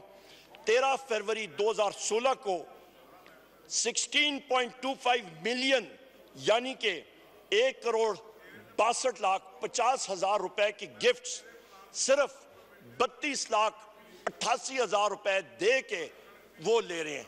जनाब स्पीकर, जेल में इन साहिबान को नहीं होना चाहिए, या फिर आपके मौजजाना तौर पे प्लेटलेट्स जो हैं वो गायब हो जाते हैं, नीचे चले जाते हैं, और जिस वक्त कुर्सी संभालने का टाइम आ जाता है तो फिर प्लेटलेट्स भी ठीक हो जाते हैं, फिर हरियाली भी आ जाती है, फिर सब कुछ ठीक हो जाता है। पर मसला ये है कि वजारत उज़्मा की कुर्सी पे भाईबाजी ले जाता है, वो बेचारे साइड पे रह जाते हैं, ये मसला है। जनाब स्पीकर, इस पे एक और चीज मैं भूल गया। यहां पे फ्रूट खाने वाले मतलब शौकीन होंगे, वो तोशा खाने में अनानास, पाइनएप्पल, वो पाइनएप्पल भी आए, वो भी गायब हो गए। जनाब स्पीकर, यहां पे मैं ये कहता चलूं कि इस वक्त पंजाब पुलिस, जिसको मैं बार बार कहता हूं कि वो एक गुलूबट एक गुलूबा डॉक्टर उस्मान की सरबराही में वो फोर्स ऑपरेट कर रही है। वो फोर्स जनाब स्पीकर, उसने पंगा अपने से जरा ज्यादा ऊपर ले लिया था भावल नगर में। वो जो पंगा उसने लिया और उन पे फिर वो डड्डू परेड कराई गई और कंबल परेड हुई और उल्टी कलाबाजियां खानी पड़ी, तो उस पे जब वो डड्डू परेड और कंबल परेड के बाद जब उनके होश, तो फिर गुलूबट डॉक्टर उस्मान को होश आई और उसने कहा कि मेरी पुलिस फोर्स ने गलत काम की है। उसने बगैर वारंट के जाके एक सिपाही के घर में रेड किया है। स्पीकर, ये अनवर ताज साहब के 86 साहब के वालिद साहब को उन्होंने जाके उनको नहीं छोड़ा, जाके उनके घर में जाके रेड किया, दीवारें फ्लांग के। ये सारे मेरे साथी पढ़े हैं जितने हैं। तो हमारे घरों में जब पंजाब पुलिस आती रही है तो वो क्या ये अरेस्ट वारंट फ्रेम करके और फूलों का गुलदस्ता और केक हमारे पास लेते आए हैं कि जनाब हम लोग आपके घर में आके ये पेश करना चाहते हैं? वो क्या था? इसका मतलब यह है जनाब स्पीकर कि जो फोर्स एक सुपीरियर फोर्स हो, वो पंजाब पुलिस उसके हथे लगे, उनका डड्डू परेड हो, उनका कंबल परेड हो, तो पंजाब पुलिस तीर की तरह सीधा होगी और उसके बाद वो कानून भी याद करेगी, वो आइन भी याद करेगी, वो तौबा भी करेगी, वो मुर्गा भी बनेगी, उनका एसएचओ भी उल्टा सलूट करेगा, उसका एसएचओ पंजाब पुलिस का उल्टी कलाबाजी मार के सलूट करके जमीन पे आएगा। तो इसका मतलब है जनाब स्पीकर, यहां पे रूल ऑफ लॉ नहीं है, यहां पे जंगल का कानून है। और यहां पे मैं ये भी कहता चलूं जनाब स्पीकर, करते हैं जो कुछ हमारे साथ हुआ वो रोजाना हम लोग उसको सह रहे हैं। हम लोग डिमांड करते हैं कि भावल नगर इंसिडेंट का एक जुडिशियल इंक्वायरी होनी चाहिए, क्योंकि जिस वक्त सिक्योरिटी फोर्सेस का डिसिप्लिन ब्रीच होता है वो मुल्क के लिए ठीक नहीं होता। आज तो ये थाने में डड्डू परेड और उल्टी कलाबाजियों का सिलसिला था, कल ये और किसी तरफ चीज जा सकती है। इसका सदेबाब अभी करें, फिलफौर करें, जुडिशियल इंक्वायरी के जरिए करें, और जो लोग दोनों अतराफ पे जो लोग जिम्मेदारान हैं उनका कोर्ट मार्शल भी होना चाहिए और उनके खिलाफ एक्शन भी लिया जाना चाहिए। जनाब स्पीकर, यहां पे मैं बात करूंगा कि यही फैशिस्ट पंजाब हुकूमत जो है, फैशिस्ट पंजाब हुकूमत, ये पाकिस्तान तहरीक इंसाफ को तो बिल्कुल एलर्जी है इनको। ये पिछले दिनों 2 दिन पहले मैंने बैसियत सेक्रेटरी जनरल और अपोजिशन लीडर गुजर खान में एक घर के अंदर एक दफ्तर का इफ्तिताह करना था तहरीक इंसाफ के। 6 घंटे पहले पुलिस अंदर गई, उन्होंने सारी चीजें तोड़ी, 5-6 लोगों को अरेस्ट किया, उनको ले गए, फर्नीचर तोड़ के शाहजोर ट्रकों में लेके गायब कर दिया, खाने की देगें पड़ी थी लोगों के लिए वो गायब कर दी। ये चोरी नहीं होती तो फिर क्या होती है? और जनाब स्पीकर, जो होस्ट थे वहां पे हमारे मेजबान, उनको जिस वक्त उन्होंने एप्लीकेशन भी दी, एप्लीकेशन देने की जरूरत भी नहीं थी। हम कौन सा गैर कानूनी काम कर रहे हैं? फ्रीडम ऑफ स्पीच के हवाले से आर्टिकल 7 मैंने आपको पढ़ के सुनाया। कौन सी गैर कानूनी चीज हो रही थी? एक दफ्तर का इफ्तिताह करना या गैर कानूनी है? तो फिर जितने यहाँ पे साथी मौजूद हैं सारे के सारे जो अंदर होने चाहिए, उनके खिलाफ पर्चे होने चाहिए। जनाब स्पीकर, वहां पे जो असिस्टेंट कमिश्नर है वो गायब हो गया, उसने एप्लीकेशन लेने से इनकार कर दिया। और जो आरपीओ था उसने खुलम खुला हमारे होस्ट को यह बात कही, उसने कहा खुदारा यहां पे कोई पीटीआई का आदमी ना आए, क्योंकि हमें चीफ मिनिस्टर के ऑफिस से इंस्ट्रक्शंस आई हैं कि इस साल इस फाइनेंशियल ईयर के आखिर में आपकी एसीआर लिखी जाएंगी और पंजाब में पाकिस्तान तहरीक इंसाफ के फंक्शंस और जलसे शुरू हो गए, हमारा यहां से सियासी जनाजा निकलेगा, इसका इधर ही सदेबाब करो। ये वो सोच है जिसकी हम लोग सारे पंजाब में मुकाबला कर रहे हैं। ये अहमद चट्टा साहब देख लें, यहां पे जितने हमारे साथी देख लें पंजाब के, जिस तरह ये मुकाबला कर रहे हैं, ये घरों में नहीं जा सकते। पुलिस जंगेज साहब, ये जितने के जितने, अहमद चट्टा साहब ये बैठे, इनका पूछें जनाब स्पीकर, इनके खिलाफ जहां पे जाते हैं, अदालत में जाते हैं, पुलिस फोर्स आ जाती है। जनाब स्पीकर, यहां पे मैं ये भी बात करता चलूं कि जो आरपीओ था उसने ये बात भी कही कि मेरे ऊपर, यानी कि आरपीओ के ऊपर इंटेलिजेंस। जनाब स्पीकर, हम लोग कौन सी जगह, ये तो वो स्टालिन का जो सोवियत यूनियन था 50s का और 40s का, ये उस वक्त इस तरह होता था। वो गुलाग्स होते थे जहां पे वो ले जाते थे कंसंट्रेशन कैंप में। हिटलर का होता था जहां पे अंदर जाके लोगों को रखते थे। ये तो वो माहौल बना हुआ है पाकिस्तान में इस वक्त। और यहां पे सरमायाकारी की हम लोग बात कर रहे हैं, रह रहे हैं ये लोग। जनाब स्पीकर, यहां पे जनाब स्पीकर, यहां पे जनाब स्पीकर अचकजई लोग यहां से गए थे चमन और पिशीन, चमन परलाट के इलाके में। वहां पे हमने जलसा किया और उन लोगों की डिमांड क्या है? बलोचिस्तान में, कश्मीर में आग लगी हुई है। बलोचिस्तान में उन गरीब लोगों का, वहां पे 20-30 हजार लोग बॉर्डर के उस तरफ जाते हैं क्योंकि उनकी रिश्तेदारी उस तरफ है। आधा कमरा जो है, आधा सहन जो है वो पाकिस्तान में है, दूसरा अफगानिस्तान में है। उन लोगों की रिश्तेदारियां, एक भाई इधर है, दूसरा उधर है, जमीनें उधर है। पहले होता था तहरीक इंसाफ के टाइम पे कि ID card CNIC NADRA issued, उस पे सारे बायोमेट्रिक्स मौजूद होते हैं। और जनाब स्पीकर, इस केयर टेकर गवर्नमेंट ने यह कर दिया कि जनाब वहां पे पासपोर्ट आपको चाहिए। आज नादरा जो है वहां पे फी पासपोर्ट 1 लाख रुपए से लेके 1.5-2 लाख रुपए की रिश्वत लेके वो लोगों को वो ब्लॉक कर रहे हैं। और सोने पे सुहागा जनाब स्पीकर, वो मुहिब्बे वतन लोगों पे, हमारे उन बलोची और पख्तून भाइयों पे FC ने जाके फायरिंग की और हमारा एक साथी जो है वहां पे चमन के मुकाम में, चमन परलाट में वो शहीद हुआ। कौन जिम्मेदार है? आप क्यों नफरतें ज्यादा कर रहे हैं? इसकी जरूरत क्या थी? जनाब स्पीकर, यहां पे मोहसिन नकवी को बुलाया और उससे पूछें कि तुम्हारा अमला क्या कर रहा है? तुमने जो नफरतों के बीज बोए हैं पंजाब में, आज उसकी फसल जो है पूरा मुल्क काट रहा है। जो कश्मीर में नफरतों के बीज बोए गए हैं, उसकी फसल आज हम लोग काट रहे हैं। जनाब स्पीकर, यहां पे मुझे अभी ब्रिगेडियर साहब कह रहे हैं कि जनाब वो आयरलैंड मैच देखने गए हुए हैं, माशाल्लाह। जनाब स्पीकर, यहां पे बैरिस्टर गौर साहब इधर ही बैठे थे, अभी अंदर गए। जनाब स्पीकर, गुजरात में हम लोग इलेक्शन के लिए गए, पूरे पंजाब में हम लोग जा रहे थे। 22 अप्रैल 2024 की बात है। मेरे साथ बैरिस्टर गौर साहब थे। रिटर्निंग ऑफिसर ने तकरीबन 400 मीटर दूर आपका एक पूरा ब्लॉकेट किया हुआ था और उसने कहा आप आगे नहीं जा सकते। क्यों? क्योंकि अफसरान बाला का हुक्म है।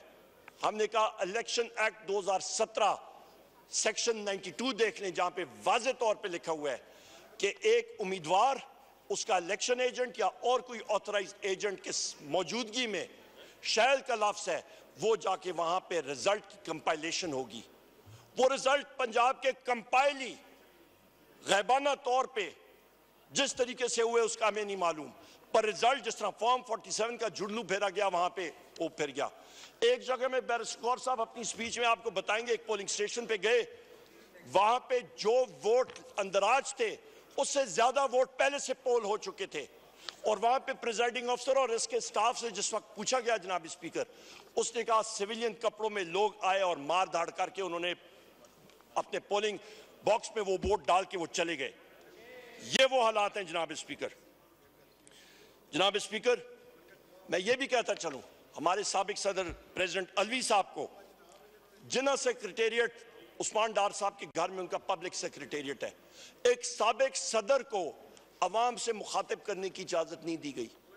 ये कौन सा बनाना रिपब्लिक है? मैं बार बार पूछ रहा हूं। इसके बाद जनाब स्पीकर, क्योंकि इस वक्त पाकिस्तान में दहशतगर्दी की शरह में तेजी से ज्यादा इंक्रीज आ रहा है। इंडिया में अमित शाह हो गए या बाकी लोग जो हैं, उनके लोग फखराना तौर पे फखर से बात कर रहे हैं कि हमने पाकिस्तान में इतने टारगेटेड किलिंग्स करके पाकिस्तान के इतने लोगों को हमने कत्ल किया है। उसकी वजह क्या है? क्योंकि पाकिस्तान में इंटेलिजेंस फेलियर हो रहा है। ये बदकिस्मती हो रही है। कि पाकिस्तान में लोगों को कत्ल इंडियन एजेंट्स कर रहे हैं और हमारे लोग जो हैं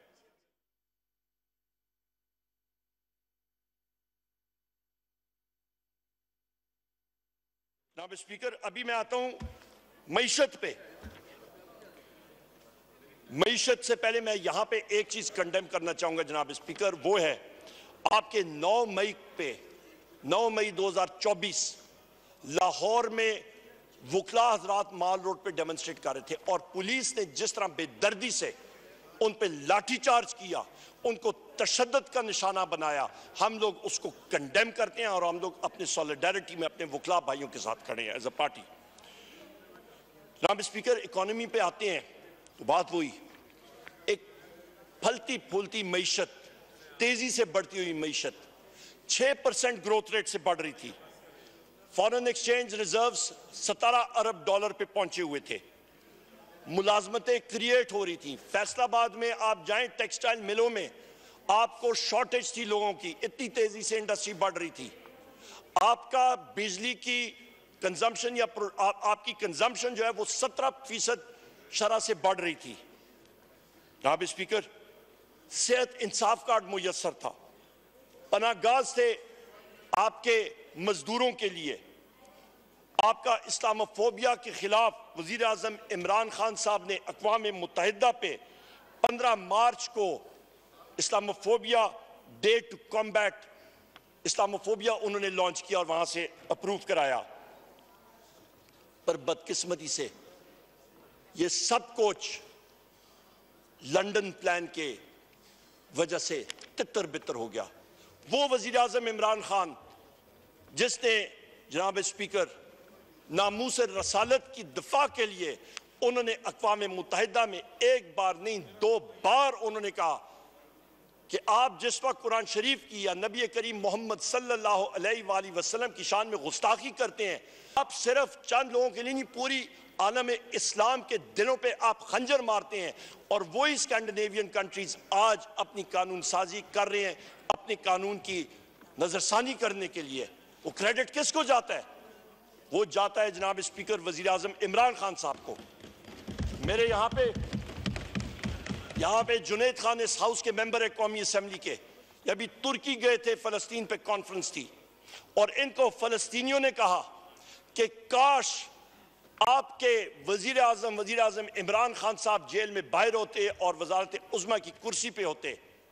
फलस्तीन का कॉज वजीर आजम इमरान खान साहब जिस जुर्रत के साथ उसको टेक अप करते, हमारी आंखें जो है, हमारी नजरें वो फख्र से बुलंद होती।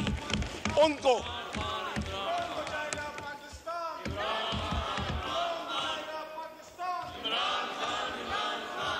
जनाब स्पीकर, फलस्तीनी कहते हैं कि हम लोग वजीर आजम इमरान खान साहब पे फख्र करते हैं, बाकी लोगों को छोड़ें। यहां पे जनाब स्पीकर मैं ये भी कहता चलूं, ये on as a matter of record है, आप चेक कर लें। डॉक्टर मोहम्मद अहमद जुबैर साहब चीफ इकोनॉमिस्ट थे, इनको वोट ऑफ नो कॉन्फिडेंस के बाद इन पे 2022 में मुस्लिम लीग नून की और पीडीएम हुकूमत ने प्रेशराइज किया कि आप ग्रोथ फिगर्स को डाउनवर्ड्स रिवाइज करें। उस शख्स ने अपना इस्तीफा दे दिया 17 मई 2022 को, पर उसने कहा मैं ग्रोथ फिगर्स अंडर प्रेशर आके मैं नीचे नहीं करूंगा। और वो सही साबित हुआ क्योंकि वजीर आजम इमरान खान साहब की मईशत और हमारी फाइनेंस टीम ने और हमारी हुकूमत ने 6% ग्रोथ रेट पे और 17 अरब डॉलर के रिजर्व छोड़ के हम लोग गए थे। और उसके बाद जो साल आया, जब आप किसी अनाड़ी को ड्राइविंग सीट में डालते हैं, बिठाते हैं, तो उसने खाई में ही मारनी होती है गाड़ी। डार साहब आए वहां पे, डार साहब आए और उसने इसाक डार ने क्या किया, उसने मईशत को बेड़ा गर्क कर दिया। नेगेटिव ग्रोथ रेट 6% से नेगेटिव मनफी में जमीन के अंदर कर दिया उन्होंने 6 फुट मईशत का, और आज तक हम लोग रिकवर नहीं कर रहे हैं जनाब स्पीकर। जाके कारखानों के हाल देखें, इकोनॉमी का हाल देखें। आज जनाब स्पीकर यहां पे भी मैं आपको बताऊं कि आपकी एलसी पेमेंट्स बैंक जो हैं वो डिले कर रहे हैं। जो आपका करंट अकाउंट डेफिसिट है, बड़े खुश होते हैं कि जी हमने कम कर दिया, सरप्लस में कर दिया। कोई ऐसी बात नहीं है, टोटल फिक्शन। इन्होंने आपके एलसीज को, इंपोर्ट्स को रिस्ट्रिक्ट किया हुआ है, एक्सपोर्ट्स आपकी बढ़ नहीं रही हैं। क्या होगा मुल्क में? रिमिटेंसेस पे पाबंदी है, कतकन है। कहां पे आप जा रहे हैं? कौन सी दुनिया में रह रहे हैं? आपका जनाब स्पीकर, फॉरेन डायरेक्ट इन्वेस्टमेंट आपकी हो ही नहीं रही। आपका प्राइवेट सेक्टर क्रेडिट जो मुकामी बैंक सनत को देते हैं कर्जा, 86% उसके हुजम में कमी आई है इस साल। किन की बदौलत? इनकी बदौलत, इस पीडीएम हुकूमत की बदौलत जनाब स्पीकर। यह जुल्म हो रहा है इस हुकूमत के साथ। और सोने पे इंटरेस्ट रेट्स, शरह सूद 22% पे क्यों है? अभी मॉनेटरी बोर्ड की मीटिंग हुई स्टेट बैंक में, उन्होंने क्यों रिवाइज नहीं किया है? बड़े खुश हैं कि जी इन्फ्लेशन नीचे आ रही है, शरह सूद नीचे क्यों नहीं आया? हमें भी थोड़ी बहुत फाइनेंस आती है जनाब स्पीकर। शरह सूद इसलिए नीचे नहीं आया क्योंकि आपका जनाब स्पीकर, मैं आपको ये पढ़ के दिखा देता हूं, ये मेरे पास अखबार मौजूद है। आपके पास जो रेट्स हैं आपके जनाब स्पीकर, जो आपने टारगेट किया था तकरीबन 17 अरब डॉलर कि आप बाहर से लेके आएंगे, वो जनाब स्पीकर उसका तकरीबन 9.5 अरब डॉलर इनफ्लोज आप मैनेज कर सके हैं। बाकी आप मैनेज ही नहीं कर सकते, आप 50% टारगेट पे हैं। उसका फर्क क्या पड़ेगा इकोनॉमी पे जनाब स्पीकर? उसका इंपैक्ट ये होगा कि आपको डोमेस्टिक बोरोइंग, बैंक बोरोइंग करनी पड़ेगी डोमेस्टिक मार्केट से। वो आप करेंगे, आपकी अफराद ज़र रॉकेट की तरह चढ़ेगी। और जब वो होगा, अशिया खुर्दो नोश महंगी होंगी, आपका डॉलर आसमान से बातें करेगा, आपका करंट अकाउंट डेफिसिट कंट्रोल में नहीं आएगा, आपका बिजली का रेट आज से 2 साल पहले मैंने कैलकुलेशन करके दिया था, तहरीक इंसाफ की हुकूमत में 17 रुपए यूनिट बिजली का रेट, आज 85 रुपए यूनिट पहुंच गया है। ये जनाब स्पीकर 100 रुपए से ऊपर तक जाएगा इन दिनों में। 18 रुपए तो सिर्फ आपका कराची इलेक्ट्रिक जो है उसने नेपरा में अपनी पटिशन दायर कर दी है। 18 रुपए 75 पैसे वो कहते हैं हमें इंक्रीज दें। कराची को यहाँ पे जो लोग मौजूद हैं ये अपनी खैर मनाएं, ये अपने घरों में नहीं जा सकेंगे। वहां पे जो लोड शेडिंग का अमल आएगा ये इनकी खैर मनाएं। जनाब स्पीकर, ये हालात हैं आज पाकिस्तान की मईशत के। इसके अलावा जनाब स्पीकर, मैं ये भी बात करता चलूं, जो सर्कुलर डेट है, गर्दशी कर्जा, आज 2300 अरब रुपए से ज्यादा हो गया है। हर महीने तकरीबन 45 से 50 अरब रुपए उस पर ऐड हो रहा है। हमारी गवर्नमेंट में हमने उसका बहाव, उसको हम लोग 8 अरब रुपए पर मंथ से भी नीचे ले आए थे और उसको मजीद नीचे लेके जा रहे थे। एनर्जी, रिन्यूएबल एनर्जी हम लोग ला रहे थे जनाब स्पीकर। जिस वक्त इनकी हुकूमत थी, इन्होंने क्या किया था? इन्होंने 4000 मेगावाट के एलएनजी प्लांट्स आके खड़े कर दिए और उसके साथ पाइपलाइन लगा दी जनाब के 750 मिलियन डॉलर हर महीने आएंगे उन पावर प्लांट्स को फीड करने के लिए। एलएनजी के प्रोजेक्ट, टेक और पे कॉन्ट्रैक्ट्स, यानी कि आप चाहे बिजली बनाएं या ना बनाएं, उन बिजली घरों को पैसा मिलेगा ही मिलेगा। ये हालात थे जनाब स्पीकर। गैस की कीमतों में 4 गुना 400% इजाफा हो चुका है और मजीद आने वाला है।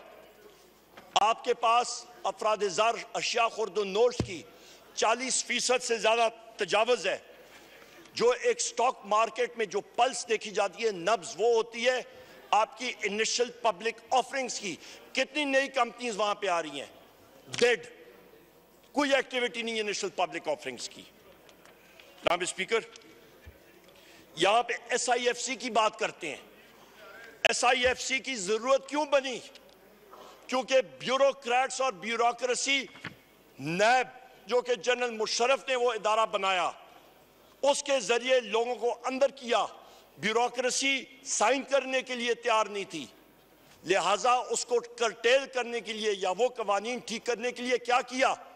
जनाब एक और इदारा बना दें, एक और इदारा बना दें जहां पे आप एक और एडेड ब्यूरोक्रेसी कर दें, जहां पे अफसरान को मिलेंगी लैंड क्रूजर्स, जहां पे आपको मिलेंगी गाड़ियां, जहां पे आपको मिलेगा टेलीफोन मुफ्त। एक और एडेड ब्यूरोक्रेसी के जी, वन विंडो ऑपरेशन। और भाई तो बोर्ड ऑफ इन्वेस्टमेंट क्या बला चीज थी? बोर्ड ऑफ इन्वेस्टमेंट तो है ही आपकी वन विंडो ऑपरेशन। तो SIFC का क्या हुआ? तो एक साल में आपके पास जनाब स्पीकर परफॉर्मेंस क्या रही? जरा इस नेशनल असेंबली में हम लोग तो ये सवाल पूछेंगे। जनाब स्पीकर, मुल्क के साथ खुदारा ये खिलवाड़ ना करें, ये एक डेंजरस ट्रेंड है। यहां पे IMF आपको क्या कह रहा है? यहां पे आप IMF ये पढ़ें कि बिजनेस रिकॉर्डर सामने, यहां पे downside risk exceptionally high IMF, ये पढ़ लें। इस कि खुदारा होश के नाखुन लोग खाई में जा रहे हो। और खाई में क्यों जा रहे हो?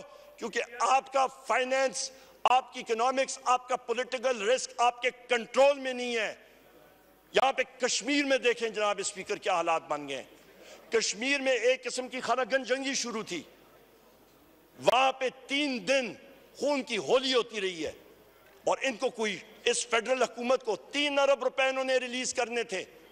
वीट क्राइसिस में जनाब स्पीकर 450 अरब रुपए का टीका अवाम को मुस्लिम लीग नून की सूबाई और मरकजी हुकूमत ने तो दे दिया, लगा दिया। कश्मीर के अवाम को 3 अरब रुपए रिलीज करने थे, उनके आटे की सब्सिडी के लिए और बिजली के लिए नहीं किया, क्योंकि उसमें कमीशन नहीं था। यहां पे 450 अरब रुपए दे दिए, जला दिए तंदूर में, कोई किसी को किसी के कान पे जूं नहीं रही। ये हालात हैं जनाब स्पीकर। जनाब स्पीकर, यहां पे मैं ये भी आपको बता दूं कि आपका आने वालों में जो दिनों में जो हालात बनने वाले हैं वो निहायत ही सख्त और अबतर है। आपके पास जनाब स्पीकर ये PDM 2 की हुकूमत है, इनके पास किसी किस्म का कोई सलूशन मौजूद नहीं है। इनके पास, इनके जहनों में एक चीज गैब है, वो ये है कि पाकिस्तान की फीसद जो 65% आपकी जनाब स्पीकर जो पॉपुलेशन है वो आपकी 45 साल से कम उम्र की है। ये उस यूथ बल्ज का इनको समझ ही नहीं है। और ये नौजवानान इंशाअल्लाह ताला ये सब के सब एक बार फिर वजीर आजम इमरान खान साहब को वोट देंगे और पाकिस्तान तहरीक इंसाफ 3 चौथाई मेजॉरिटी के साथ फिर आएगी। जनाब स्पीकर, यहां पे पावर क्राइसिस के ऊपर भी मैंने बात कर दी। पावर क्राइसिस जो है इस वक्त, उसके ऊपर डिटेल से बात कर दी जी। जनाब स्पीकर, यहां पे मैं बात करूंगा नेट हाइडल प्रॉफिट्स KP के हवाले से। KP की हुकूमत को मरकजी हुकूमत ने नेट हाइडल प्रॉफिट्स फिल रिलीज करने चाहिए, वो KP हुकूमत का हक है। और हम लोग अपने चीफ मिनिस्टर अली अमीन खान गंडापुर के साथ शाना बशाना खड़े हैं और वो हक लेना हमें आता है। यहां पे मलाकंड के फाटा और पाटा के टैक्सेस के हवाले से मैं बात करूंगा। जनाब स्पीकर, ये तासुर पाया जाता है कि फाटा और पाटा टैक्स नहीं देते हैं, बिल्कुल टैक्स देते हैं। साल का कस्टम्स ड्यूटी तकरीबन सालाना 55 अरब रुपए फाटा और पाटा वहां से कस्टम्स ड्यूटी देती हैं। वहां पे जो इलाका है वहां पे दहशतगर्दी रही है। इंडस्ट्री को इंकरेज करने के लिए, उनको सपोर्ट करने के लिए 10 साल की छूट दी गई थी 2018 से लेकर 2028 तक। किसमें? सेल्स टैक्स में और आपके इनकम टैक्स में। CBR FBR को और कोई जगह नहीं मिल रही, वो सिर्फ आके पाटा और फाटा पे वो नाजिल होना चाह रहे हैं और वहां से 25 अरब रुपए कस्टम्स ड्यूटी की अपना सेल्स टैक्स और इनकम टैक्स में निकालना चाह रहे हैं। उनकी नैरो विजन है। क्या वो जो लोग दहशतगर्दी में रुल गए थे, उनके असासे खत्म हो गए थे, जान के नजराने दिए, उन पे आप फिर सीना जोरी करना चाह रहे हैं? जनाब स्पीकर, जनूबी पंजाब सेक्रेटेरिएट हमजा शरीफ ने उसको खत्म करने की कोशिश की, वहां पे एक बार फिर उसकी हुकूमत खत्म हो गई, चौधरी परवेज इलाही साहब आए और फिर उस पे वार किया गया है। जो जनूबी पंजाब का एडिशनल सेक्रेटरी था, उसकी पोजीशन को एक जुम्बश कलम से मरियम नवाज ने ख़त्म कर दिया। और वहाँ पे जितने अफसरान हैं उनका किबला, उनको डायरेक्शंस दी गई हैं कि तख्त लाहौर की तरफ आप फिर रजू करें। जो इस साइड भी जनूबी पंजाब के लोग हैं जनाब स्पीकर, या यहाँ पे भी हैं जनाब स्पीकर, यहाँ पे लोग इनसे पूछेंगे कि कितने वियना 100 है, इनको पता लगेगा। ये हालात हैं जनूबी पंजाब के, इसको हम लोग कंडेम करते हैं जनाब स्पीकर। एकदम फिल 4 ACS की पोजीशन वहां पे फिर से करें, और जो डिपार्टमेंट्स थे 15 के 15 को फिर से रिवाइव करना चाहिए। वहां पे डिपार्टमेंट्स को भी उन्होंने कम कर दिया। जनाब स्पीकर, वीट स्कैम अभी ये कलीमुल्ला टू सलीमुल्ला, सलीमुल्ला टू कलीमुल्ला चल रहा है। 16 रुपए की रोटी मुझे बता दें कहां पे मिलती है पंजाब में जनाब स्पीकर? कहीं पे भी नहीं। जहां पे चोकर की भरी हुई जो आपकी यूक्रेन से इंपोर्ट की हुई है 450 अरब रुपए का वीट स्कैम जनाब स्पीकर, जिसपे अरबों रुपए का स्कैम हुआ है, वो रोटी जनाब स्पीकर, उस कीमत की रोटी मुयसर ही नहीं है। जो आपका काश्तकार है, काश्तकार जो है पंजाब में जनाब स्पीकर जितने प्रेशर के नीचे है, वहां पे फायदा किसको हुआ? इंपोर्टर को। उन्होंने अपना खांचा लगाया, इनके अफसरान को, मोहसिन नकवी को हुआ, इनके वज़रा को हुआ, इन सब के सब को हुआ, शहबाज शरीफ को हुआ, इन सब को फायदा हुआ जनाब स्पीकर, जो इस स्कैम में मुलव्वस थे। और इसकी जुडिशल इंक्वायरी होनी चाहिए जनाब स्पीकर। आपको क्या जरूरत थी जिस वक्त आपको मालूम है कि बम्पर वीट को, अब गंदम की फसल आ गई है और काश्तकारों के घरों में हरियाली आने वाली है, उन्होंने सब का सब जो है वो खत्म कर दिया। उनके वहां पे पैसे आने वाले थे, उन्होंने वीट सपोर्ट प्राइस कट की। वहां पे बरदाना नहीं अवेलेबल जनाब स्पीकर, जाके हालात देखें पंजाब में, एक दाना नहीं खरीद रहे वहां पे जनाब स्पीकर। यहाँ पे ये अलमिया ये देखें कि टारगेट जो था प्रोक्योरमेंट टारगेट्स 4 मिलियन टन से रिड्यूस करके 2 मिलियन टन पे 40 लाख टन से उठा के ये 20 लाख टन पे आ गए प्रोक्योर करना पंजाब की हुकूमतें, और वो भी नहीं ले रहे हैं। काश्तकारों से पूछें जरा जनाब स्पीकर। मैं यहाँ पे अभी थोड़ी देर में मगरिब की अजान भी होगी, मैं यहाँ पे ये बात करता चलूं जनाब स्पीकर के जो हालात मुल्क में बने हुए हैं, ये अनप्रेसिडेंटेड डिजास्टर की तरफ हम लोग जा रहे हैं। यहां पे आपका आज ये देखें कि वजीर आजम शहबाज शरीफ कहता है जी कि सो कॉल्ड वजीर आजम कि PM convenes huddle on AJK crisis and calls for restraint. भाई आप लोग पहले आपको होश के नाखून क्यों नहीं लिए? यहां पे IMF का मैंने आपको बता दिया। अल्लाहु अकबर, अल्लाहु अकबर, अल्लाहु अकबर, अल्लाहु अकबर।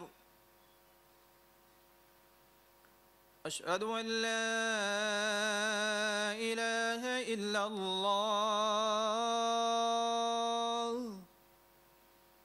अशहदु अन ला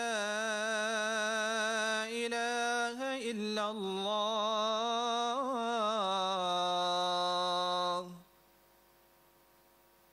अशहदु अन्न मुहम्मदर रसूलुल्लाह, अशहदु अन्न मुहम्मदर रसूलुल्लाह।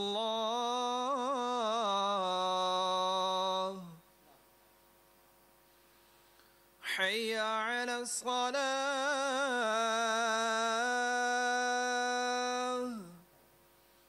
हय्य अलस सलाह,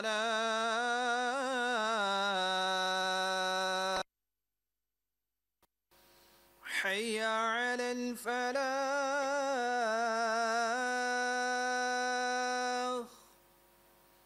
हय्य अलल फलाह।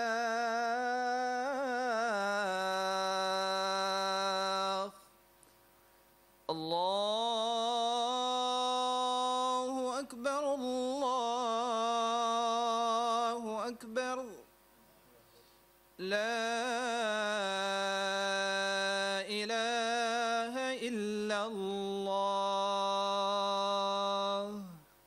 संडे 5th में government reluctant to dig into wheat scam, हुकूमत उसके अंदर इंक्वायरी करने से कासिर है। ये आप देख लें। Foreign loan target missed among major slippages, ये वो चीजें हैं, वो हकायक हैं जनाब स्पीकर। उमर साहब जनाब स्पीकर 2 मिनट्स खत्म, 15 मिनट की अगर ब्रेक 2 करने मिनट्स में मैं खत्म, 2 मिनट्स में हमने भी नमाज पढ़नी है जमात, 2 मिनट वाइंड अप कर रहा हूं। जनाब स्पीकर मैं यहां पे बात करता चलूं, IMF लेटर के बारे में बड़ी बात की। IMF के लेटर के हवाले से जनाब स्पीकर, पाकिस्तान तहरीक इंसाफ ने हमेशा सपोर्ट की है पाकिस्तान की अवाम को। जिस वक्त IMF का डेलीगेशन आया, वजीर आजम इमरान खान साहब ने कहा कि as per constitution of Pakistan, Pakistan में इलेक्शंस होने चाहिए, और वो हमने इनकॉर्पोरेट किया। हुकूमत ने अपनी वादों की पासदारी नहीं की, और यहां पे जो तैमूर जगड़ा साहब के पीछे लगे हुए थे, उनका सिर्फ ये कसूर था, उन्होंने सच बोला। यहां पे फाइनेंस टीम उस वक्त की PDM ने क्या कहा, वो फिक्टिशियसली और गलत सूबाई सरप्लसेस अपने खाते में दिखा रहे थे, और वो दिखाना चाह रहे थे कि हमारा खसारा कम है। वो बुक्स को कुक कर रहे थे, वो गलत बयानी से काम ले रहे थे। जनाब स्पीकर, आखिर में मैं ये बात करूंगा, इमरान खान साहब और बुशरा बीबी को जो मेडिकल फैसिलिटीज मुहैया प्राइवेट हॉस्पिटल से होनी चाहिए, वो इसलिए होनी चाहिए क्योंकि हम इन गवर्नमेंट हॉस्पिटल्स के रिजल्ट्स को और इन डॉक्टर्स को ट्रस्ट नहीं करते हैं, और किसी वजह से नहीं, क्योंकि ये खुदा न खास्ता कोई ऐसा चीज कर लें कि जिससे नातलाफी नुकसान हो। जनाब स्पीकर, इस फैशिस्ट गवर्नमेंट ने हमारे लीडर को जेल किया, हम लोग पीछे नहीं हटे हैं। हमारी लीडरशिप को जेल किया, हम लोग पीछे नहीं हटे। हमसे हमारा सिंबल लिया, हम लोग पीछे नहीं हटे। हमारे ऊपर तशद्दुद किया, हम लोग पीछे नहीं हटे। हम लोग जनाब स्पीकर खड़े रहेंगे अपने वजीर आजम इमरान खान साहब की आइडियोलॉजी और नजरिए के साथ, और वो आइडियोलॉजी और नजरिया है हकीकी आज़ादी, वो आईनी और हकीकी नजरिया है जनाब स्पीकर कॉन्स्टिट्यूशन ऑफ पाकिस्तान। हमारी अलायंस बनी है तहरीक तहफ़्फ़ुज़ आईन पाकिस्तान, अचकज़ई साहब उसकी चेयरमैन है, और हम लोग आखिरी दम तक पाकिस्तान की आईन और पाकिस्तान की बका के लिए अपनी जद्दोजहद जारी रखेंगे। इमरान खान पाकिस्तान जिंदाबाद। मैं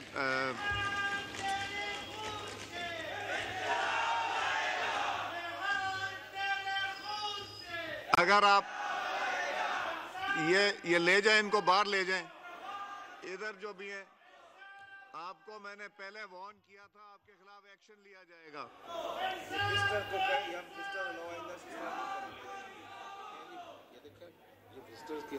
ये विजिटर्स को आप चाहते हैं कि बंद कर दें तो हम बंद कर देंगे। मैंने बड़े कैटेगोरिकली आपके MNA साहब को कहा था कि कोई नारेबाजी नहीं होगी। अगर ये नारेबाजी होगी तो आपका हमेशा के लिए एंट्री बंद हो जाएगी, और ये मैं कर दूंगा। हाउस की प्रोसीडिंग्स